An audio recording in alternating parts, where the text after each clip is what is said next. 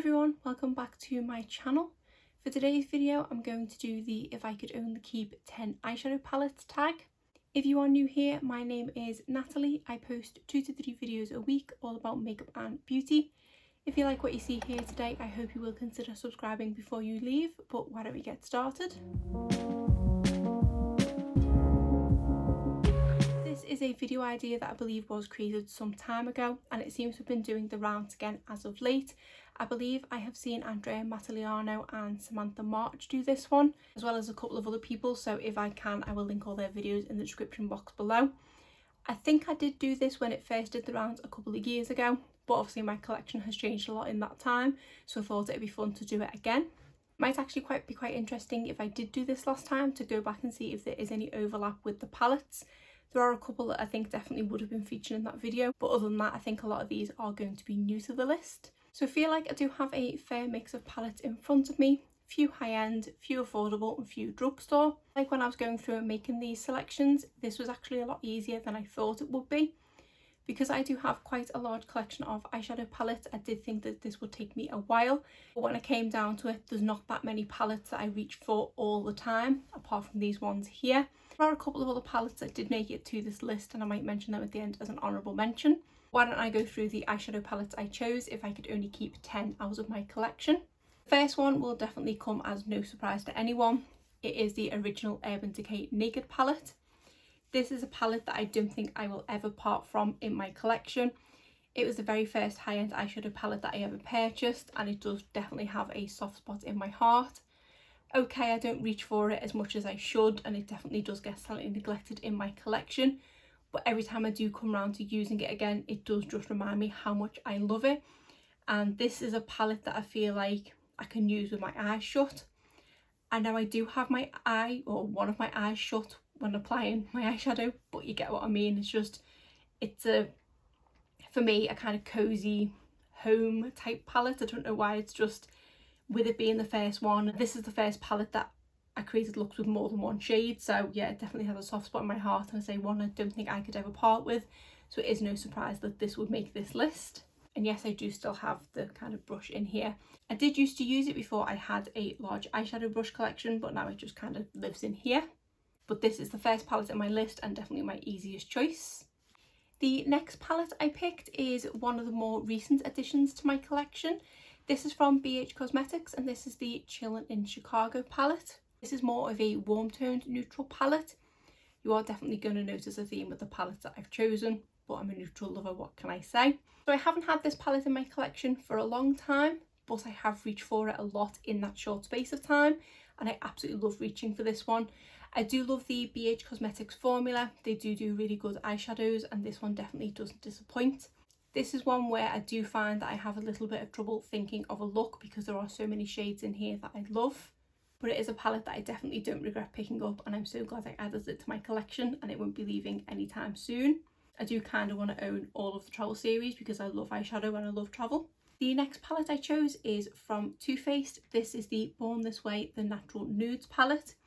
Again, another kind of warm toned neutral palette, but I do like that this has the gradient of shades from light to dark. It also has a few different variations and it does have sort of mauvey pink shades. It's then got the deeper neutrals down the end here. I feel like I'm always kind of inspired when I open this palette. It's just an easy palette to reach for and I never have to think long before coming up with a look.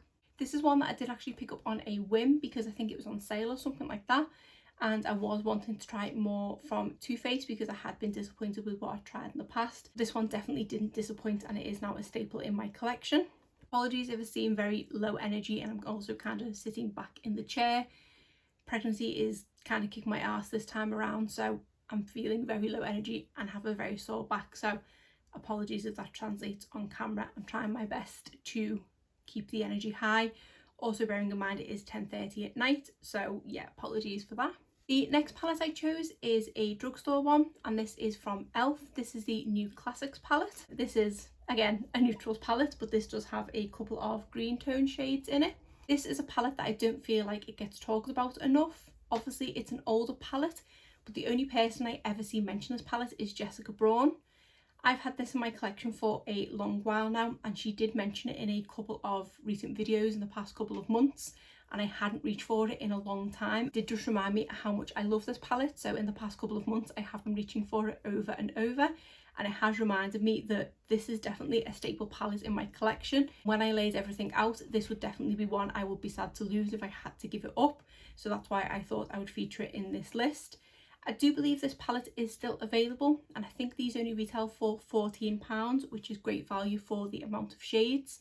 So it is a palette I would highly recommend picking up if you are wanting to try e.l.f.'s formula. I know recently they have been all about the bite-sized palette, but for their bigger palettes, this one is really good. Then, because I didn't want this list to be completely neutral, and I did want to have a bit of option for colour if I needed it, the next palette I picked is the Magic Mini palette by Juvia's Place. I like this palette because it does give me lots of options. I do obviously have some more neutral shades at the top here, but then I have these gorgeous bluey green tones at the bottom, so it does inject a bit of colour. It's not the most injection of colour in these palettes that you are going to see, but it is just to add a little something, and I do really like the Juvia's Place formula. And then another kind of more colourful palette that I wanted to add is this bite-sized mini one from e.l.f. This is the Hot Jalapeno palette, and it's just 4 shades, but they are gorgeous green and gold shades. I do have quite a lot of green shadows kind of dotted through my collection, but if I'm wanting to do a slightly brighter green look, this is the palette that I reach for because I kind of can't go wrong with it. This shade in the crease, this in the outer corner, and then both of these all over the lid, and I love the look every single time. I haven't actually reached for this one in a while now because I haven't had an excuse to wear bright colour. I keep saying I'm going to wear more colour on my eyes for videos, but then I'm usually in a rush. Like I said, it's 10:30 at night, and I end up just going for a neutral look because I can kind of create an eye look slightly quicker and I'm less scared of getting it wrong. So I do need to reach for this one again sometime soon. But a great little palette, and for sort of £3 or £4 or whatever they are, if you are wanting to try some green in your collection but don't want to buy a full green palette or a bigger palette with some greens in, this is definitely a good one to try. And then I would say if I am going to reach for a colour shadow, it is usually green. Green is kind of my safe zone when it comes to colour. I'm not very confident in like bright yellows, bright oranges, bright pinks, reds, purples, blues, things like that, but green I am quite comfortable in dabbling with. So I did want to stick this palette in here as well, and this is the Child palette from Colourpop. This does contain some of my favourite green shadows that I have in my collection, but we do have a couple of neutrals in here as well, so I can incorporate a more neutral green look, or I can go all out with the greens. This is one of the very few palettes that I've purchased as soon as it was released because I just had to get my hands on it. I think at the time that I actually ordered this, I hadn't even seen The Mandalorian yet. I do really like Star Wars, but I hadn't actually watched the series this was from. I just loved the colour story of this. I have since watched The Mandalorian, and now it has kind of more value to it in that respect. But such a cute palette, definitely one of the cutest in my collection. And I say I just love the green tones in here. They are definitely, for me, wearable greens. I do feel self-conscious wearing colourful eyeshadow in my day-to-day life. Even on a night out and things like that, I do tend to stick to neutrals. It's only really filming that I am more confident, but this is a palette that I have worn in my normal life, and I do tend to get compliments when I wear these green shadows. So yeah, definitely one that I had to include in my top 10 list. Then back to neutral palettes. The next one is the Nubian palette by Juvia's Place. I do believe this palette is still available for purchase, and it does go on sale quite heavily on the Juvia's Place website. This is again another palette that I just don't feel like is talked about enough because it is a fantastic neutral palette. If I'm ever going to a wedding, it is this palette that I will reach for because obviously it is neutral, but I feel like the shadows in this palette are really long lasting. They do tend to last a good few hours on the lid without creasing. There's been so many occasions where I've got well into the evening of a wedding and my eyeshadow still looks as good as when I'd applied it kind of 5-6 hours earlier. So I absolutely love this palette and say this is the one that I always reach for weddings. Other than that, it is just a general really good staple neutrals palette to have in my collection. The next palette to mention is the Morphe Jaclyn Hill palette. I had to include this palette because this is one that just covers all bases. You have your neutrals on the top 3 rows, you have kind of pop of colour in the corner here, you have some greens, and then some also deep smoky colours down here. Out of all of these 10 palettes here, I think if it came down to it and I had to pick just one, it would probably be this one that I would go for because it has so many options. It's not necessarily my favourite formula out of everything that I own in my collection, but the formula is good enough that I would be quite happy being left with just this palette. Obviously, please don't do that to me and don't make me have just one eyeshadow palette, but if it came down to it, this would be the kind of logical one to go with, because I've got the brownie neutrals, the pinks, the warm tones, the colours, the greens. I've got a bit of everything in this palette. The only problem I have with featuring this palette in videos is that I can't really recommend this palette because they have now since reformulated it and it's not the exact same palette, so I can't speak to the quality of the shadows.